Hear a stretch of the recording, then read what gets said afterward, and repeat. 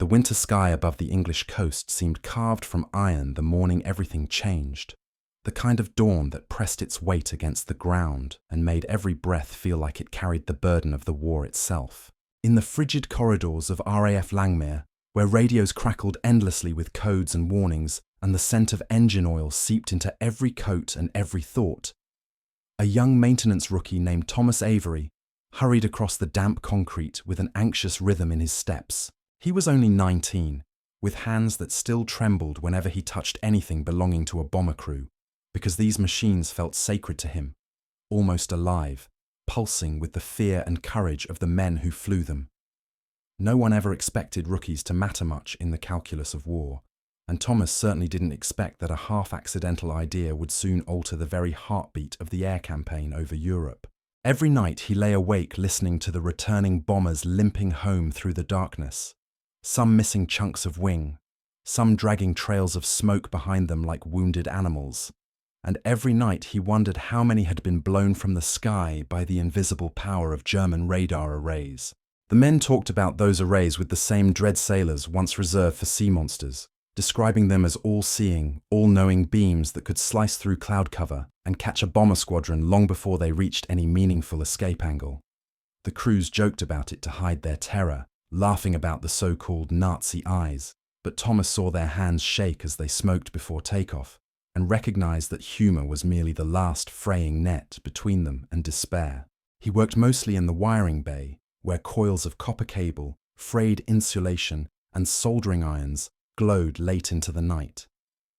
It was a job considered too simple to be heroic, but Thomas treated every length of cable like it held the fate of 1,000 lives. One morning, while adjusting a malfunctioning guidance line on a Lancaster, he noticed an odd phenomenon. When he clipped two auxiliary signal wires together by mistake, the indicator lights on his bench flickered and shifted into patterns that didn't make sense, as if the system had momentarily lost its ability to interpret a clean signal. The disturbance was tiny, barely noticeable, something any veteran technician would have dismissed as a quirk of overused equipment. But Thomas felt something stir, a small electric curiosity threaded with possibility. He began experimenting in the empty hours after curfew, closing the hangar doors so the bitter wind wouldn't blow over the fragile circuits spread across the table. He looped cables in strange configurations, braided them in double spirals, coiled them around metal rods, clipped and unclipped grounding lines while listening to the ghostly hum that filled the rafters. Every time he created the chaotic link he had stumbled upon, the indicators behaved unpredictably, flashing in delayed waves or failing to register at all. The disturbance was measurable, faint but real, and it made his heart beat faster, because he understood that war often turned on faint things. It took weeks before he dared show it to anyone. Most officers would have dismissed him, but he found courage in desperation when he overheard a briefing about casualty numbers from the last long-range bombing run. 30 planes down. Dozens of families left with telegrams instead of fathers, brothers, sons. The idea that something he found, a stupid, clumsy rookie mistake, might nudge the needle of survival was enough to push him into the office of Squadron Engineer Roland Heath. Heath was a tall, stern man with the hollow look of someone who had lived too close to grief for too long. But he listened as Thomas explained his strange cable loops and the unpredictable interference they caused. For a long moment, Heath said nothing, simply staring at the rookie as though seeing him for the first time. Then he told Thomas to replicate the effect on a stripped-down radar emulator. The experiment stunned them both. The emulator, designed to mimic the German Freya detection frequencies, showed erratic return pulses whenever Thomas attached his improvised loop to the test rig. It wasn't powerful enough to jam radar, not remotely, but it introduced micro-delays, momentary distortions that scrambled the clarity of signal readings. Heath leaned in, observing the flickering needle, the unpredictable ghost echoes blooming across the display. For the first time in months, his eyes sparked with something like hope. If this distortion could be amplified, shaped, engineered into a broadcast system mounted on bombers, it might cause German operators to misread flight paths, altitude, or formation direction just long enough to throw off interception vectors, long enough to save lives. What followed was a frenzy of secret nights, hidden prototypes, and whispered experiments conducted behind tarpaulin curtains.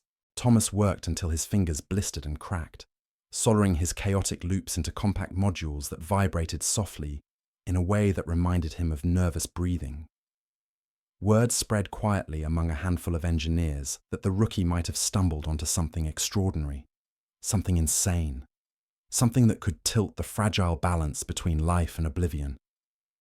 But Thomas didn't think of his work as extraordinary. He thought only of the skies, and the men slicing through them like fragile shadows, and the way the night always felt too large, too hungry.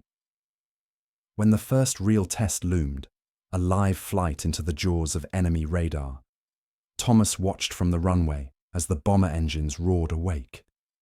He felt sick with dread, convinced he had built nothing more than a hopeful illusion. Yet there was a glimmer inside him, a quiet belief that sometimes the world shifted because someone dared to tug at a loose wire. The night chosen for the first real test was black as tar and windless, the kind of night that made even the stars look reluctant to shine. The bomber's fuselage shimmered faintly under the hangar lights, every rivet glinting like a held breath. The crew of Halberd 7 moved around their machine with the practiced silence of men who had long ago made peace with fear.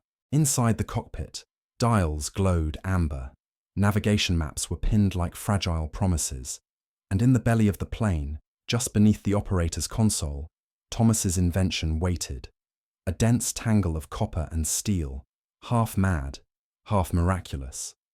They had named it the Ghost Loop. Captain Alan Mercer, a man of few words and too many missions behind his eyes, had agreed to test the device only after Heath vouched for it. He didn't believe in miracles or rookies, but he did believe in desperation. Before boarding, he had taken Thomas aside. "If this thing works," he said quietly, "you won't just be fixing wires, you'll be rewriting the night itself." Those words clung to Thomas like frost as the bomber's engines began their deep, thunderous rhythm. At 22:13 hours, Halberd 7 lifted off from Langmuir's frozen runway and vanished into the black horizon.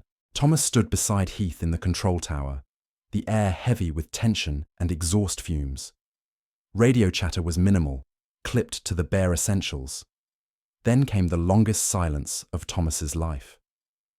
They watched the radar trace crawl eastward across the glowing screen, a pale dot drifting into hostile airspace. Somewhere over the North Sea, German radar stations would already be scanning, their operators adjusting frequencies, their algorithms tuned to perfection. But then something extraordinary happened. The signal from Halberd 7 began to flicker, not on the British scopes, but on the intercepted enemy channels. The intelligence intercept team, monitoring German frequencies from a neighbouring station, reported confusion among enemy operators. Their bearings didn't align, echoes multiplied, phantom formations appeared and dissolved like ghosts. The German radar officers, used to clean, precise arcs of light, suddenly faced chaos, hundreds of blips where there should have been one. In that confusion, their spotters misdirected night fighters far off course. In the tower, Heath's hand closed tightly on Thomas's shoulder. The rookie could barely breathe. He didn't cheer, didn't speak, only stared at the wavering signals and felt his stomach twist between wonder and terror. If this was real, if it wasn't some fluke, then his crude tangle of wire had just turned invisible the most visible target in the war, a Royal Air Force bomber flying straight into the heart of Germany. The following morning, Halberd 7 returned intact. No bullet holes, no burns, not even a chase. The crew disembarked in a stunned quiet, faces pale beneath soot and fatigue. Captain Mercer met Thomas near the hangar and didn't speak for a long time. Then he simply said, "They never saw us." It was the closest thing to poetry Thomas had ever heard. Within days, engineers across multiple bases were demanding details about the Ghost Loop. It was taken apart, studied, and rebuilt under strict secrecy. Thomas found himself relocated to an underground workshop outside Cambridge, surrounded by experts who suddenly treated him like a phenomenon rather than a nuisance. Heath oversaw the classified project personally. The air was thick with invention. Oscilloscopes humming, graphite pencils sketching frequency curves, typewriters clattering with hastily coded reports. They weren't just building a machine anymore, they were sculpting deception itself. By the end of the month, new prototypes were fitted on a dozen bombers. Some in command dismissed it as superstition, a lucky night. Others whispered that the kid's insane cable trick might actually be the key to breaking the Luftwaffe's stranglehold. But those who flew believed. Pilots began calling the ghost loop the Veil. It became a secret prayer before takeoff. Switch on the Veil, and may the night swallow us whole. As missions multiplied, the data grew undeniable. Bombers equipped with the ghost loop showed a dramatically lower interception rate. Radar interception squadrons in France and Holland began reporting ghost formations and phantom signals, draining their fuel on wild chases that led nowhere. Each success brought a new layer of fear, because the higher the miracle climbed, the more fragile it felt. Thomas understood that every invention was both shield and target. Eventually, someone on the other side would notice. Indeed, word of strange signal interference reached German high command. The Reich's radar engineers, brilliant and relentless, began tearing apart their data. Convinced the Allies had discovered some new wavelength or jamming principle, they launched countermeasures, frequency hopping, improved filters, anti-jamming amplifiers. But nothing seemed to erase the sudden bursts of spectral confusion that haunted their screens. It was as though the night itself had turned traitor. Thomas barely slept anymore. He moved between solder benches and test stations like a ghost himself, haunted by both pride and guilt.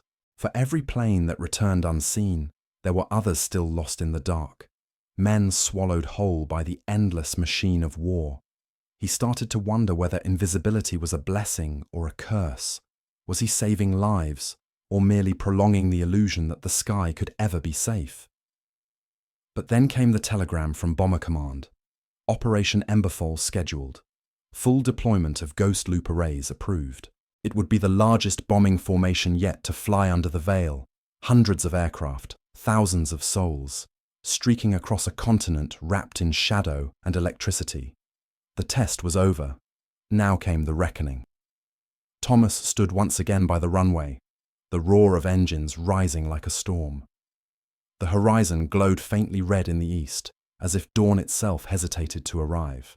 And for a moment, he imagined that somewhere far away, inside another bunker, another young man might be staring at a flickering radar screen, confused and afraid, unable to see what was coming.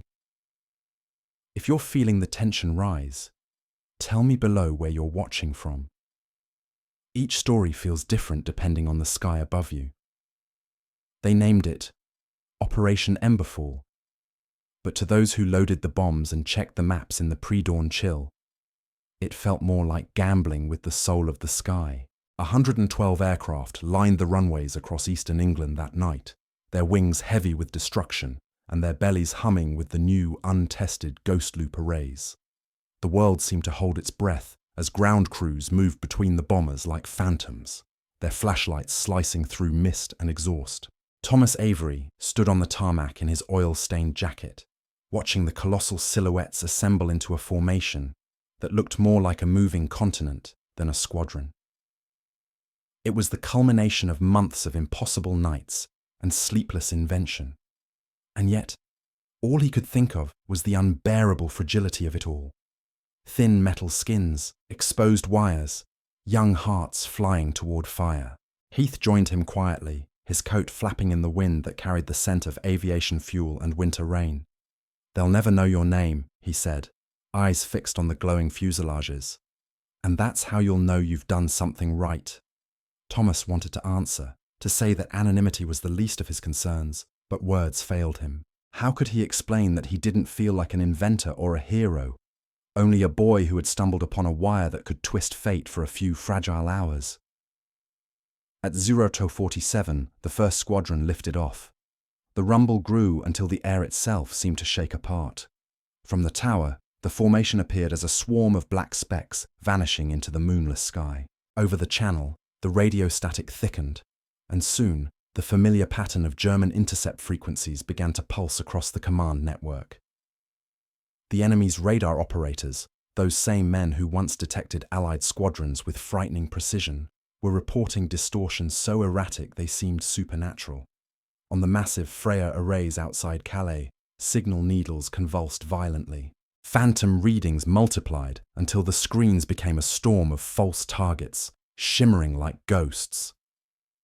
A German officer, Hauptmann Klaus Dietrich, slammed his headphones onto the desk, shouting at his technicians to recalibrate. He couldn't know it yet, but he was staring into the rippling chaos born from Thomas's crude invention, a tangle of wires thousands of miles away that now painted his sky with lies. His men adjusted frequencies, shifted power loads, tried to isolate real targets, but their instruments betrayed them. In frustration, Dietrich ordered intercept squadrons to launch blindly, sending pilots into empty darkness, chasing illusions that dissolved into static. Meanwhile, over the French countryside, the Allied bombers advanced untouched. They passed through radar nets that should have seen them, crossed searchlight zones that stayed eerily still, and moved through pockets of silence that felt almost divine. Inside Halberd 7, Captain Mercer's crew watched the glow of German flak batteries miles below, firing into nothing. Navigator Joseph Blythe muttered that it was like flying through a dream, and Mercer, his face unreadable beneath the red cockpit light, whispered that dreams never lasted. When the bombs began to fall over the industrial district of Essen, the sky rippled with the sound of delayed thunder. The explosions bloomed like terrible flowers, tearing through steel and smoke. Yet even as destruction rained down, Thomas's mind was thousands of miles away, locked on the fragile loops and currents that had made it possible. He knew what this meant. The weapon he had created wasn't just protection anymore, it was deception perfected, an invisible hand guiding death unseen. The mission returned with near total survival. Only 3 aircraft were lost, 2 to mechanical failure and 1 to an accidental mid-air collision. It was the lowest casualty count in the history of large-scale RAF operations. Commanders celebrated with whiskey and disbelief. The term radar blindness became a whispered miracle. In every corner of Langmuir, men spoke of the mysterious rookie who had tricked the Reich's eyes. But Thomas couldn't celebrate. That night, long after the cheers had faded and the hangar lights were dimmed, he sat alone on the cold concrete floor with a cigarette burning down between his fingers. He thought about the German radar operators, young men like himself, staring helplessly at their instruments, trying to make sense of a sky that no longer told the truth. He thought about the bombs falling in silence, unseen, unstoppable, and the way each explosion echoed faintly inside his chest. He had built a miracle. Yes, but miracles, he realized, were never innocent. Days turned into weeks, and Emberfall became legend. High command sent for him, paraded him through corridors of brass and secrecy. He signed documents that would erase his name from every public record. The Ghost Loop project was officially classified, integrated into a new department of counter-radar warfare. Thomas was relocated again, this time to an underground facility in Bletchley's shadow, where mathematicians, signal experts, and engineers worked tirelessly to refine his discovery. The war had found its new invisible weapon, and it demanded more. The modified Ghost Loop units evolved rapidly. What began as tangled copper now became precision-engineered modules with synchronized oscillators, capable of dynamic frequency deception. Entire squadrons flew beneath what German intelligence soon called Die Schattenwand, the Wall of Shadows. The Reich's scientists grew frantic, developing counter-frequencies, new waveforms, desperate theories about magnetic illusions. They built more powerful radars, but the distortion only deepened. It was as if the sky itself had turned treacherous, mocking them with its shifting ghosts. One evening, Heath came to Thomas's quarters, a tired smile ghosting across his face. "They've put you in the war's history, boy," he said. "Not by name, of course, but your invention just changed everything." Thomas looked up from his notebook, where he had been sketching signal curves that looked more like storms than diagrams. "Then we've only made it worse," he said softly. Now they'll build something darker to see through it. Heath said nothing, but his silence was heavier than words. Outside, snow began to fall across the airfield, covering the scars of past departures. The world was turning white again, as if trying to forget. But war never forgets. It only waits for the next idea to drag it deeper into madness. If you're drawn into Thomas's journey, consider subscribing to follow his path as the shadows of his creation begin to consume him. Winter settled over England like a shroud of fog and fatigue. The airfields froze, the rivers turned to dull mirrors, and in the basements of Bletchley's secret annex, Thomas Avery continued to lose pieces of himself in the hum of machinery and the whisper of voltage. He worked without sunlight, surrounded by oscilloscopes and transceivers, each emitting that same hypnotic pulse that had first drawn him into this strange communion with the unseen. The ghost loop had evolved beyond his control. It was no longer the humble tangle of wire and luck he once built with trembling hands. Now, it had become an organized phenomenon, an entire department devoted to manufacturing, calibrating, and deploying deception. Every day, new reports arrived, night raids succeeding, losses falling, factories burning unseen. The world was applauding a ghost, and the ghost was him. Heath tried to keep the boy grounded, though his own voice grew hoarse with sleeplessness. "They'll ask for more soon," he warned one morning, standing by the cracked window where snow melted into dirty streaks. "They always do. They'll want it stronger, wider, permanent. You'll see." Thomas only nodded, because he already had. Command wanted not just invisibility, but dominion, total control of the electromagnetic spectrum, the ability to blind the enemy not for a night, but for an entire war. They spoke of building airborne arrays that could distort entire radar networks. They wanted an illusion so vast it could rewrite reality itself. Thomas began dreaming of lightless skies, machines flying endlessly through infinite static, lost between truth and lies. He started keeping a journal, the only thing left that belonged entirely to him. In it, he wrote not equations, but questions. If I blind the enemy, do I blind myself too? If no one can see us, who are we becoming? But he never spoke those doubts aloud. There was no room for conscience in laboratories built on survival. Then, in February of 1944, word reached them that the Germans had begun fielding a new radar array, Morgenstern, capable of piercing interference fields. Allied bombers were once again appearing on enemy screens. Missions grew bloodier, losses heavier. Panic rippled through Bomber Command. They turned to Thomas as if he were a magician who could conjure invisibility on demand. Heath brought him the report with trembling hands. "They've adapted, Tom.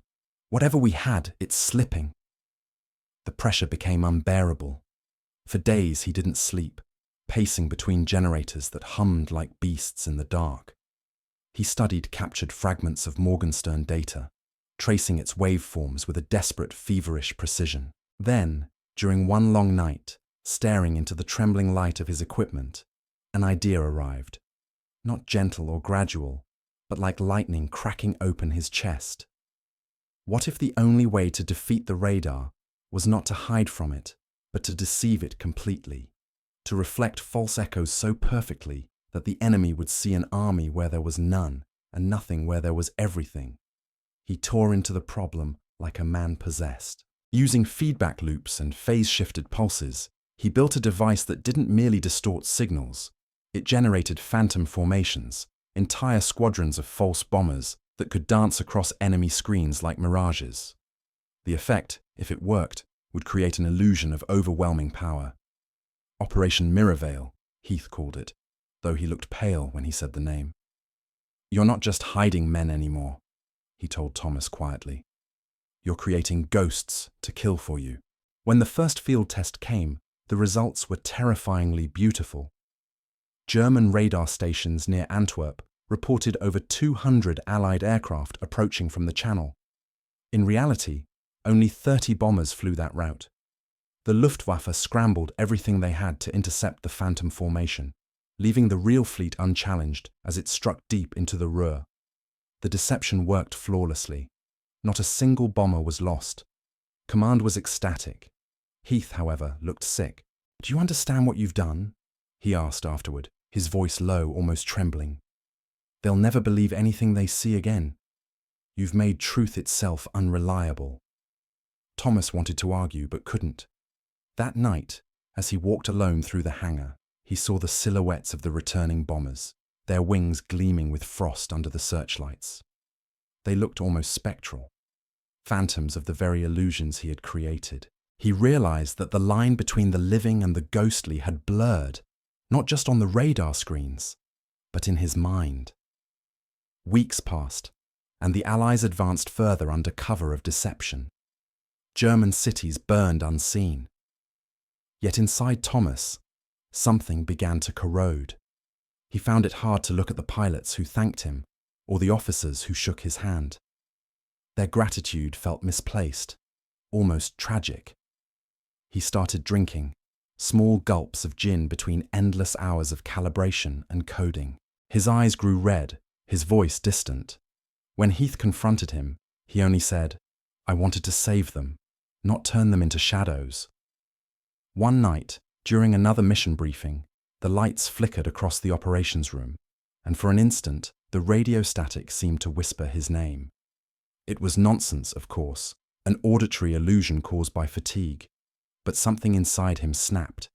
He realized that he could no longer tell where the war ended and where his creation began. The entire conflict now pulsed through invisible waves, fields of falsehood, echoes of echoes. Even the commanders no longer trusted their own instruments. The next day, a courier brought a sealed order. Thomas was to be transferred to a new research facility on the coast, an installation dedicated to refining Mirrorvale for the final push toward the continent. The letter was stamped, "Most Secret." At the bottom, in cold ink, was a warning. No external communication permitted. Full compliance required. He read it twice, then looked out the window. Snow was falling again, soft and endless. For the first time in years, he wondered what silence without static might sound like.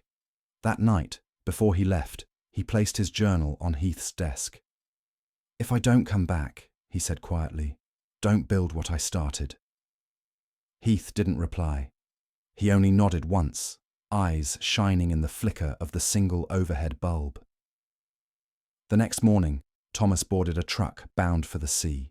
Behind him, the airfield slept beneath its veil of frost, unaware that the man who had made it invisible was disappearing too. The storm around Thomas deepens, and with it, the war between truth and illusion.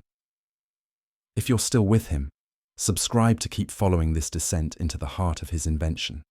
The coastal installation was nothing like the airfields Thomas had known.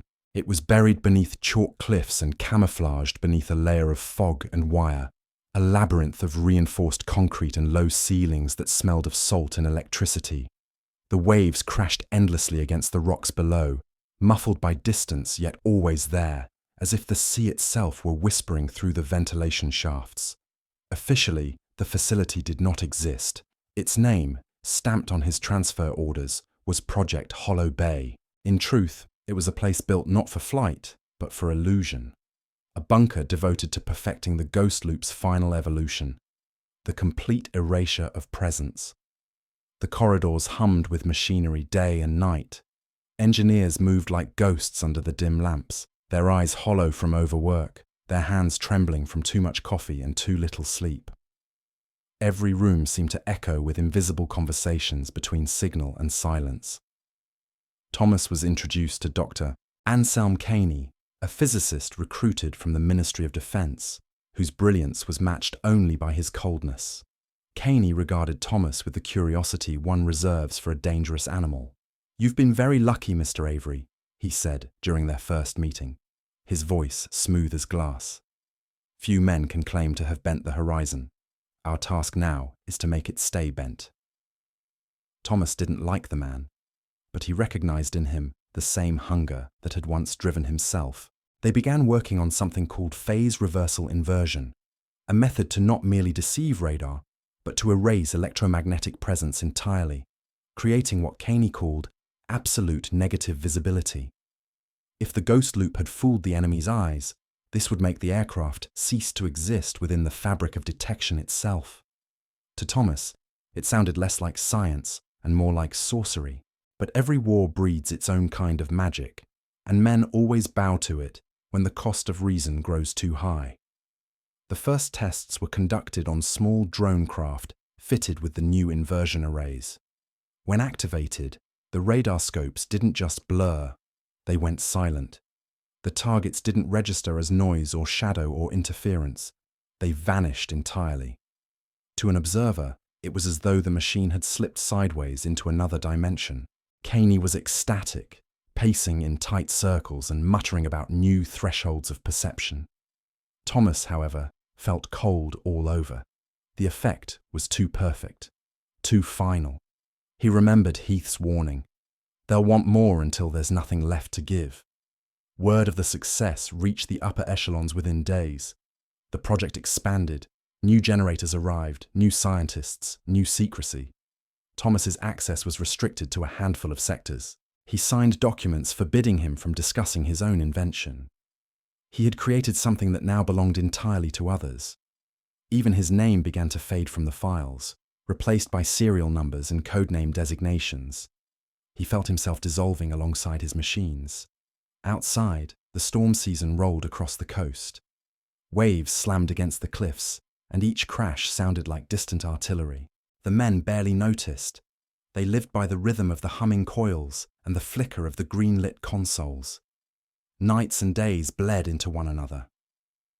Thomas began seeing after-images whenever he closed his eyes, patterns of pulsing light that lingered even in darkness.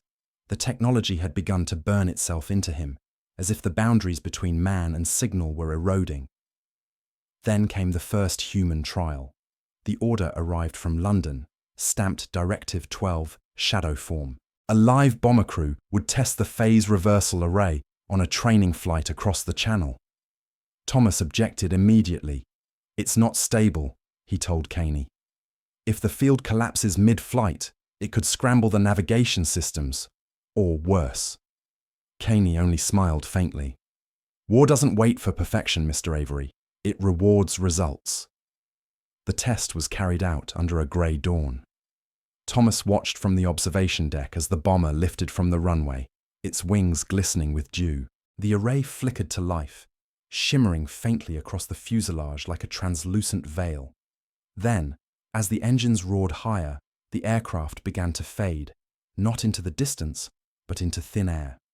One moment it was there, the next it was simply gone, erased from sight and radar both. A murmur ran through the control room. The instruments flatlined. The sky for a moment was empty. Caney turned to Thomas, eyes shining with something close to religious awe. "Do you understand?" he whispered. "We've made man into myth." But the triumph turned to horror when, minutes later, the bomber failed to return. No contact, no crash report, no trace at all. Search teams found nothing, not debris, not oil, not smoke. It was as if the machine and its crew had been swallowed whole by their own invisibility. Thomas sat alone for hours afterward, staring at the silent scope, his hands shaking. He had given men a way to disappear, and now they truly had. Caney called the loss an expected anomaly, but Thomas refused to participate in further trials. He spent nights in the lower maintenance bays, dismantling small test loops, staring at the wires like veins of some dying creature. The hum of the generators began to sound like whispers, voices rising and falling, calling his name. He wasn't sure anymore whether it was exhaustion or guilt shaping them. One night, as rain battered the steel vents, he wrote a final entry in a new journal. "The more invisible we become, the less we exist. I no longer know if we are winning or simply vanishing faster than the rest." He tore the page loose, folded it, and slipped it into his pocket. The next morning, Caney informed the team that the government had approved a full deployment schedule. The anomaly was to be dismissed. More tests would begin within the week. When Thomas protested, Caney's voice went cold. You misunderstand your place, Mr. Avery. You are not a conscience. You are a component. That night, Thomas made his choice. While the others slept, he returned to the generator chamber, the largest heart of the project. He stood among the humming coils and blinking lights, the air alive with invisible energy. Slowly, deliberately, he began unfastening panels, crossing wires, and adjusting frequencies, undoing what he had built. The room filled with the rising wail of feedback, the kind that shakes metal and bone alike. And as the alarms began to sound, Thomas closed his eyes and whispered to the machine that had stolen his soul. If I can't bring them back, I can at least make sure no one follows. The explosion tore through Hollow Bay just before dawn. The cliffs trembled, the sea surged upward, and for a brief, blinding instant, every radar screen along the English coast went white. Then silence. When the smoke cleared, there was nothing left of the laboratory but twisted steel and the scent of salt. Thomas Avery's body was never recovered. Some said he died in the blast. Others whispered he had vanished with the machine, carried into the void his invention had opened. If you felt this storm tightening around Thomas's fate, stay with me. The final pieces of his story are about to surface from the static. Like and subscribe to follow his disappearance into history's shadows. The explosion at Hollow Bay became legend almost overnight, though few ever knew the truth behind it. Official reports called it a laboratory malfunction, a tragic accident that destroyed an experimental communications facility. The government sealed the site within 24 hours, soldiers patrolling the cliffs while engineers cleared debris under strict silence. What little survived of the research was locked away in lead-lined vaults under London, marked classified indigo level. The name Thomas Avery never appeared in the files. In the official record, he did not exist. But stories have a way of escaping even the thickest walls. Among the men of Bomber Command, rumours began to drift like smoke, about a young engineer who had built a machine that could make planes vanish, and about how he had finally vanished with them. They whispered that during the night of the explosion, strange echoes had been detected all across the channel, brief flashes of ghost signatures, flickering like distress calls from nowhere. Some operators swore they'd seen entire formations appear and vanish across their scopes, silent and spectral, before the screens went dead. One technician called it the night the sky went blind. Heath, now stationed in London, refused to believe Thomas was gone. He had felt the shockwave, seen the white flash on the horizon, and still could not accept that the boy he had mentored, the boy who once soldered wires with shaking hands, was just ash and legend. He visited the sealed site weeks later, flashing a forged authorization badge to gain entry. The crater yawned beneath him like the mouth of some ancient god. The air was thick with salt and the lingering metallic tang of ozone. Among the wreckage, he found nothing but fragments of scorched copper and a melted nameplate, half a serial code, nothing more. Yet in the far corner of what had once been the generator chamber, he noticed something strange. A section of concrete wall, magnetized, humming faintly, as if alive. When he placed his palm against it, the vibration pulsed once. Steady, deliberate. He told no one. He simply stood there in the silence and whispered, "If you're still out there, Tom, rest." Then he turned away, though part of him knew the story wasn't finished. Months passed. The war's momentum shifted. The Allies surged across France. Radar technology evolved yet again, and new systems of detection replaced the old. But behind every new circuit and array lay a ghostly inheritance. Traces of Avery's brilliance scattered like invisible fingerprints. The ghost loop had not died. It had merely transformed.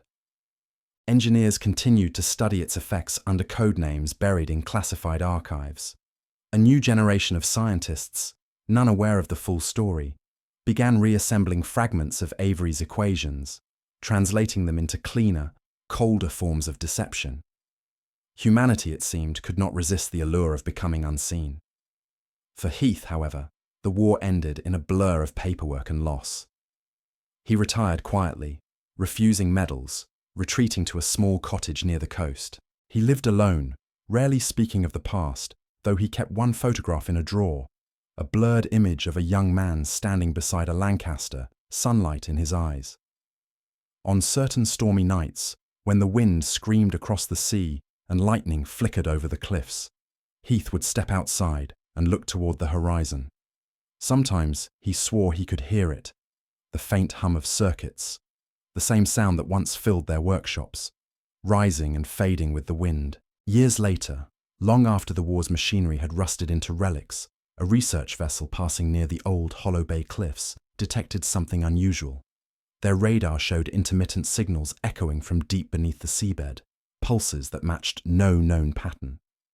The frequency was archaic, almost primitive, and yet it carried a strange rhythm, as if repeating a sequence of numbers over and over. The crew dismissed it as geological noise, but one operator, a young woman with a knack for code, decided to record the transmission out of curiosity. When she played it back through the ship's filters, the static resolved faintly into something like a human voice. Only one word emerged clearly from the distortion: listen. The tape was archived, forgotten for decades, but among a small circle of historians who studied wartime anomalies, the recording resurfaced in the late 1970s. Some called it a hoax, others a coincidence. Yet one aging veteran, Roland Heath, listened to it in his living room, the hum of his old radio mixing with the sound of rain against the windows, and he felt something cold and tender stir inside him. He leaned close to the speaker, eyes glistening, and whispered, "I'm listening, Tom."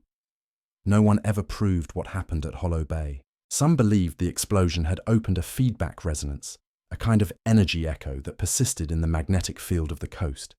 Others claimed that Thomas Avery had survived, lost in the interference of his own invention, existing somewhere between signal and silence.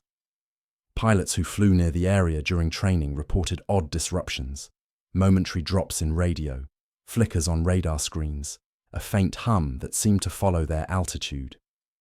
They called it Avery's Curtain. And yet, amid the myths and silence, one truth remained. A 19-year-old mechanic had changed the course of a war, not with a gun or a bomb, but with a loop of cable born from mistake and wonder. He had taught the world how to vanish, and in doing so, had shown how thin the line was between salvation and oblivion.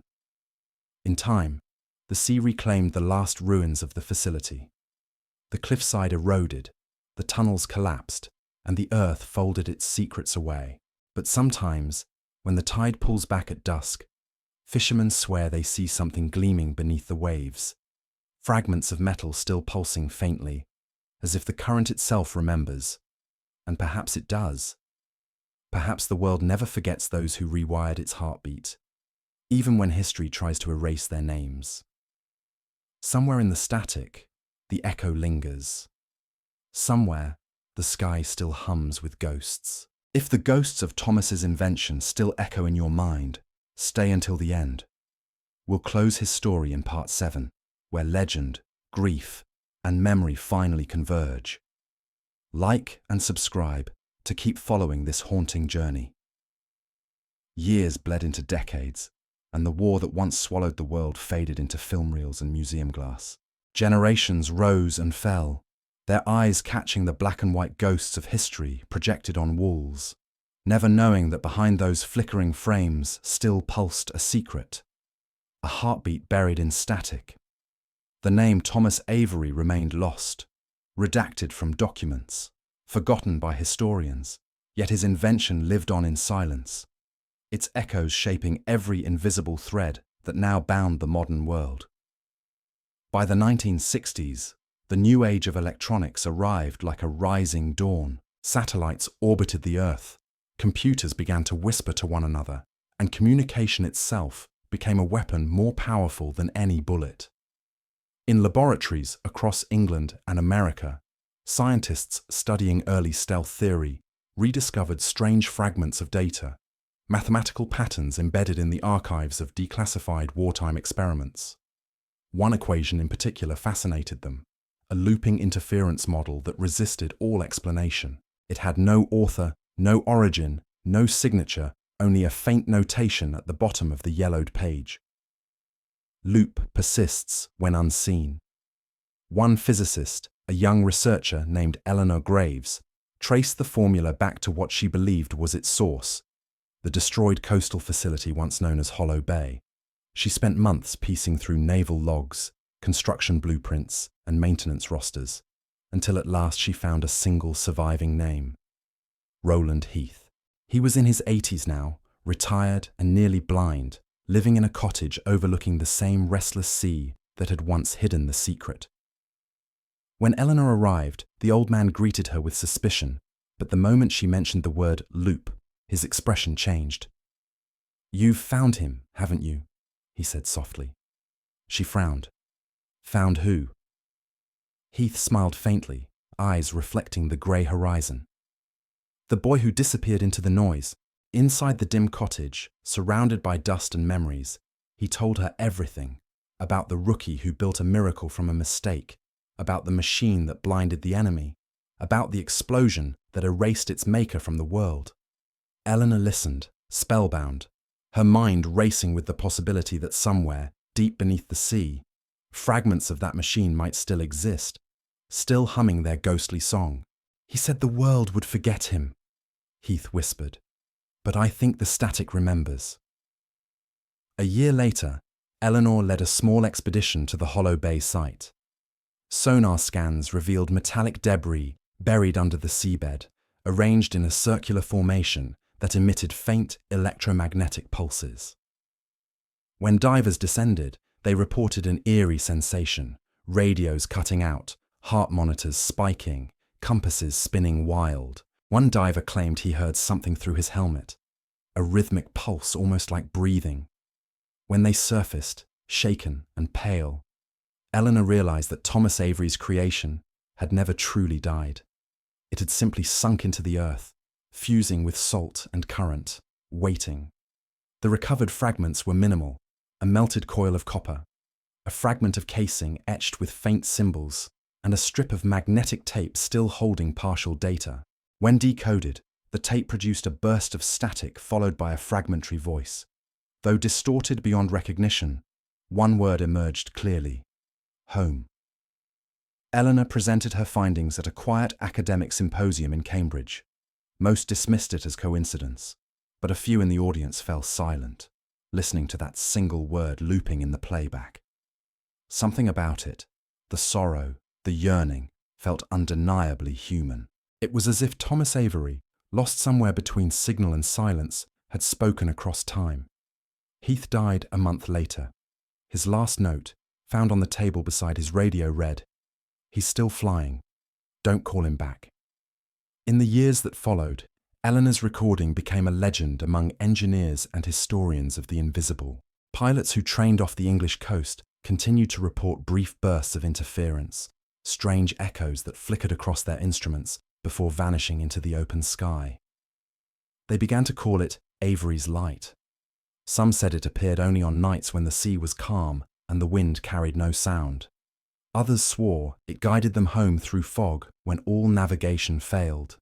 None could explain it. None truly wanted to.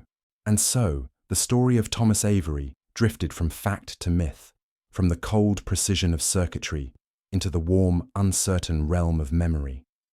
Perhaps he was gone, just another soul consumed by the hunger of invention. Or perhaps, in some impossible way, the boy who once dreamed of saving men from radar had found a new sky to live in, somewhere between frequency and eternity. Because sometimes the things we create do not die with us. They wait, humming softly in the spaces we cannot see, in the static between words, in the breath between signals, waiting for someone, someday, to listen again. And when they do, when that pulse returns, faint but true, it will whisper the same word that has always been at the heart of every invention, every ghost, every war, and every act of human hope. Home. If Thomas Avery's story moved you, if his ghost still hums somewhere in your chest, take a moment to like this video, share it, and subscribe. His echo survives in every unseen signal, every silent miracle. Let's keep listening. For him.